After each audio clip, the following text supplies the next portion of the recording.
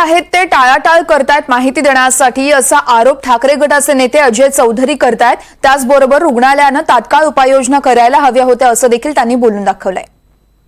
Corona पुन्हा डोकं वर काढतोय आणि काही रुग्णांमध्ये कोरोना सदृश्य लक्षणे देखील आढळून आली। मात्र सरकारने आरोग्य विभागाच्या प्रशासनाने या सगळ्या संदर्भात लोकांना जागरूक करावे या मागणीसाठी आज आमदार अजय चौधरी यांच्या नेतृत्वात केएम रुग्णालय प्रशासनाची भेट घेण्यात आली। नेमकं वास्तव काय आहे कोरोना संदर्भातलं जाणून घेऊयात। आपल्यासोबत अजय चौधरी आहे। चौधरीजी, सगळ्यात महत्त्वाचं रुग्णालय प्रशासन असेल, सरकार असेल की कोरोना नाही असं सांगितलं जातंय, काय वस्तुस्थिती आहे, काय तुमच्या निदर्शनास बाबी आल्या?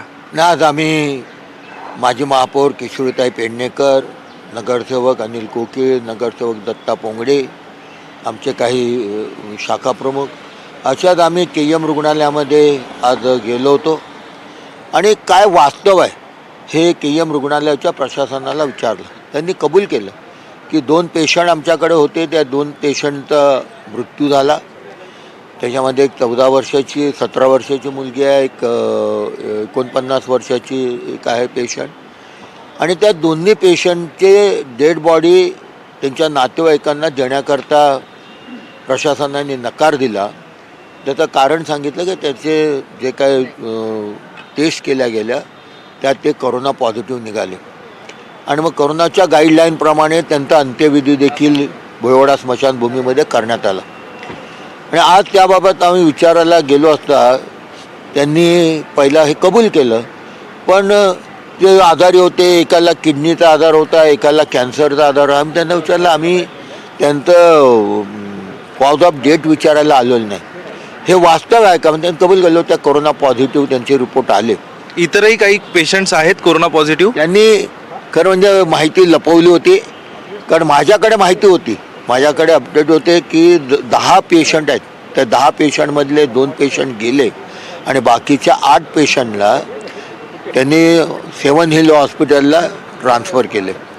आणि मी बोललो त्यांना की तुमच्याकडे अधिक पेशंट होते ज्यांना तुम्ही 7 हिलला पाठवले, मी अगदी नावं त्यांची वाचून दाखवली आणि त्यांनी कबूल केलं। आणि हे विशेष म्हणजे 9 तारखेपासून काही पेशंट होते, काही लोकांना 9 तारखेला 7 हिलला पाठवलं, काही लोकांना 11ला पाठवलं, काही लोकांना 17 तारखेला पाठवलं, काही लोकांना 8 तारखेला पाठवले। म्हणजे गेले जवळजवळ 10-11 दिवस झालेत आणि हे पेशंट कोरोना पॉझिटिव्ह होते म्हणून त्यांना पाठवलं गेलं। पण डॉक्टर असं म्हणत होते की पहिला कोरोनासारखे नाही, दुसऱ्या कोरोनाच्या लाटेसारखे त्यांचे सिम्पटम्स नाहीत, थोडे कमी आहेत।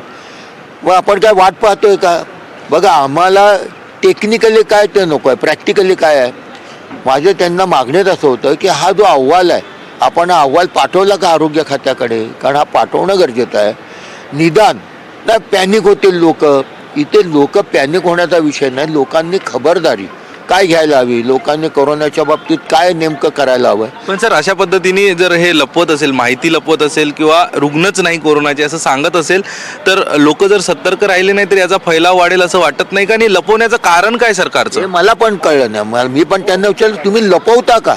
उद्या समजा यांनी प्रचंड रूप धारण केलं तर जबाबदार केएम प्रशासन होईल। आणि मग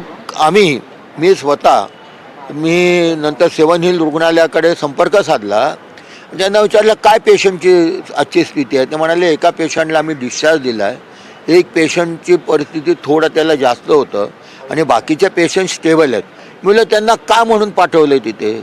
तर म्हणाले साहेब, केएम रुग्णालयामध्ये ते कोरोना पॉझिटिव्ह होते म्हणूनच आमच्याकडे पाठवलं। म्हणजे 7 हिल हॉस्पिटलने कबूल केलं, पण केएम हॉस्पिटलचं प्रशासन या ठोस भूमिकेत नव्हतं की नाही आम्ही कोरोना झाला म्हणून पाठवलं। नाही, आम्ही आता ते अहवाल बनवतो। आम्ही मग त्यांना सांगितलं की आम्ही इथे तुमच्याबरोबर संघर्ष करायला आलो नाही, लोकांना जागृत करण्याचं काम तुमचं आहे। हा अहवाल ताबडतोब पाठवा। कॅमेरा पर्सन प्रतीक जाधवसह अक्षय कुडकेलवार, NDTV मराठी, मुंबई।